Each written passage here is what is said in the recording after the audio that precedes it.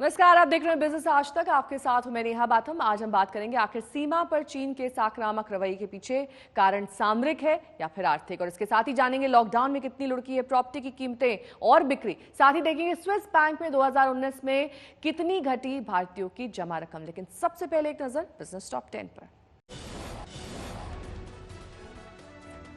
लगातार 20वें दिन महंगा हुआ डीजल पेट्रोल के दाम दिल्ली में 80 के पार। शुक्रवार को डीजल 17 पैसे, पेट्रोल 21 पैसे प्रति लीटर हुआ महंगा। 33% क्षमता के साथ उड़ान भर रही हैं एयरलाइंस। बड़े शहरों से छोटे शहरों को जाने वालों की तरफ से ज्यादा मांग। दुनिया के टॉप 30 स्टार्टअप्स इकोसिस्टम रैंकिंग में बेंगलुरु 26वें स्थान पर। भारत के अकेले शहर को मिली जगह। वैश्विक आर्थिक सुस्ती जारी रहने पर मौजूदा कारोबारी साल में 10 से 12% घट सकता है देश का निर्यात। FIEO ने जताई आशंका। स्विस बैंक में भारत से जमा होने वाले पैसों में आई 6% की गिरावट। 2019 में घटकर कुल 6,625 करोड़ रुपए रहे।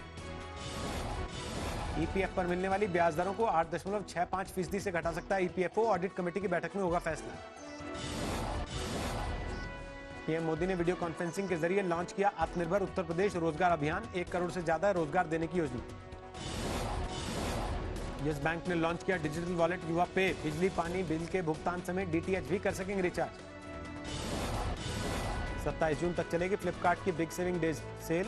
ओप्पो, वीवो, रियलमी, आईफोन वगैरह पर भारी डिस्काउंट। ताकेदा इंडिया ने पीएम केयर्स फंड में दिए 1.2 करोड़। जापान की फार्मा कंपनी है ताकेदा फार्मा।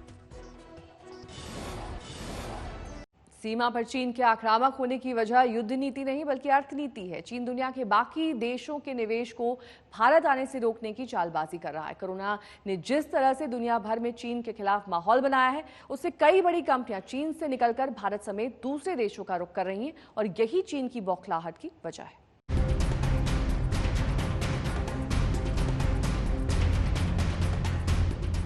चीन की लद्दाख में LAC पर कायम आक्रामक रवैये की जड़ में दुनिया में विकासशील देशों की बढ़ती आर्थिक लड़ाई है। इसमें चीन की साख और अर्थव्यवस्था दोनों दांव पर लगी है। कोरोना की वजह से दुनिया भर के देशों में चीन के खिलाफ गुस्सा है। ऐसे में चीन को निवेशकों की नाराजगी भी झेलनी पड़ सकती है। जर्मनी की जूता कंपनी का भारत आना अपने आप में एक संकेत है कि कैसे चीन से निवेशकों का मोह भंग हो रहा है। ऐसे में भारतीय सीमा पर तनाव पैदा करके चीन निवेशकों का ध्यान भटकाने और उन्हें भारत आने से रोकने की साजिश कर रहा है। दरअसल कोरोना की वजह से चीन दुनिया के कई महत्वपूर्ण देशों के निशाने पर है। उसके खिलाफ वैश्विक स्तर पर ताकतवर देशों की गोलबंदी भी शुरू हो गई है। इससे चीन में काम कर रही कंपनियों ने नई जगहों पर जाने की संभावनाएं तलाशनी शुरू कर दी हैं। इससे चीन में जबरदस्त बौखलाहट है।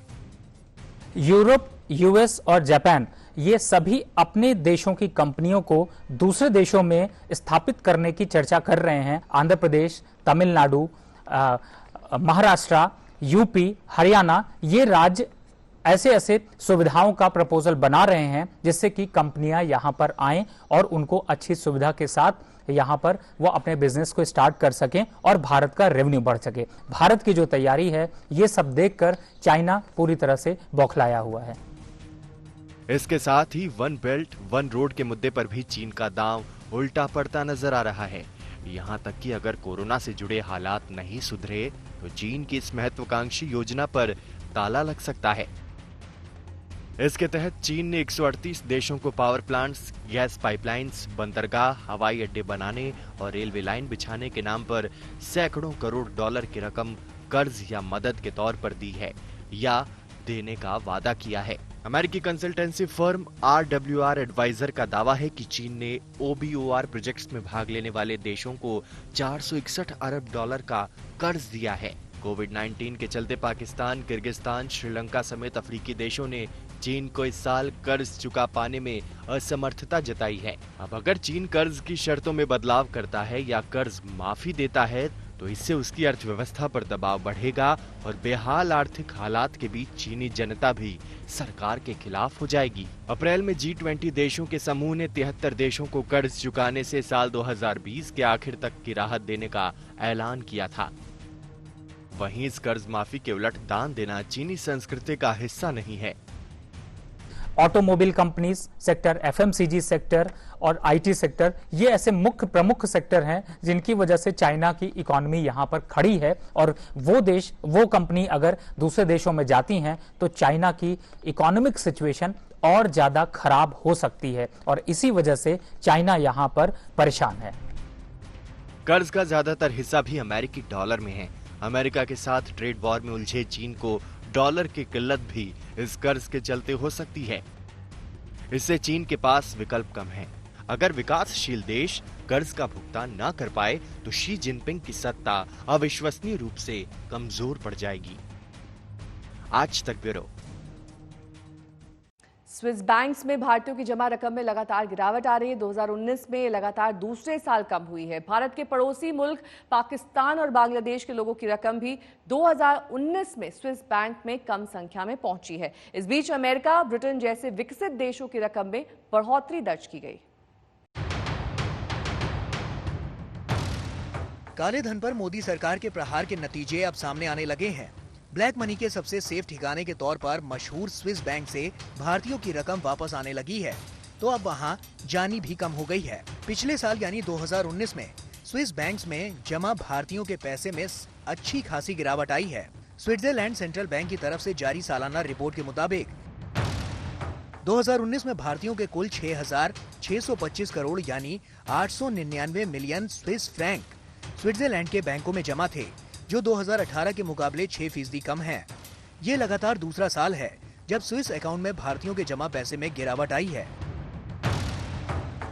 लगातार दूसरे साल आई गिरावट के चलते स्विस अकाउंट में कुल जमा रकम 30 वर्षों के तीसरे सबसे निचले स्तर पर आ गई है। स्विस बैंक ने 1987 से जमा निकासी की रकम के डेटा को रखना शुरू कर दिया था। स्विस नेशनल बैंक यानी एसएनबी की रिपोर्ट के मुताबिक भारतीयों ने 1995 में सबसे कम 723 मिलियन स्विस फ्रैंक और दूसरा सबसे कम 2016 यानी नोटबंदी के साल में 676 मिलियन स्विस फ्रैंक जमा किए थे। तीसरा सबसे कम 2019 में 899 मिलियन स्विस फ्रैंक है। लेकिन ये गिरावट केवल भारतीयों की रकम में ही नहीं आई है। भारत के पड़ोसी मुल्कों का पैसा भी स्विस बैंकों की तरफ जाना कम हो गया है।